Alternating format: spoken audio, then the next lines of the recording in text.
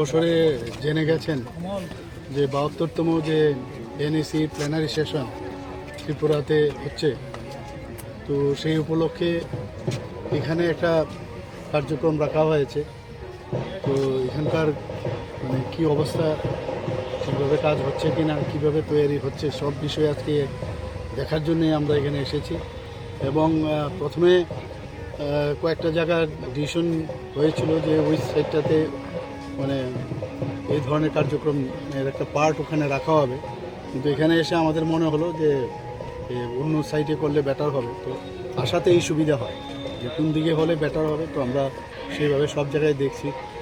তো এখন আরও যেখানে প্ল্যানারি সেশন হবে তো সেই জায়গায়ও যাচ্ছি। হোটেলে যারা থাকবেন আমাদের আপনারা সবাই জানেন যে এনইসির যিনি চেয়ারম্যান উনি হচ্ছেন আমাদের কোঅপারেটিভ এবং মাননীয় হোম মিনিস্টার অমিত শাহজি, উনি আসছেন ২০ তারিখ এবং ২১ তারিখে এখানে প্ল্যানারি সেশন হবে, ন্যাসাকেরও বৈঠক হবে। তো আমাদের জন্য একটা অত্যন্ত একটা বড় খবর যে নর্থ ইস্টের যে অষ্টলক্ষ্মী সমস্ত মুখ্যমন্ত্রী উপমুখ্যমন্ত্রীরা আসছেন, গভর্নররাও আসছেন।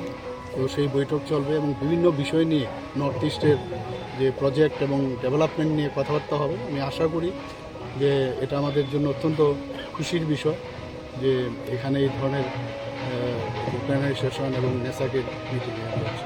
স্যার, বাংলাদেশের সেনা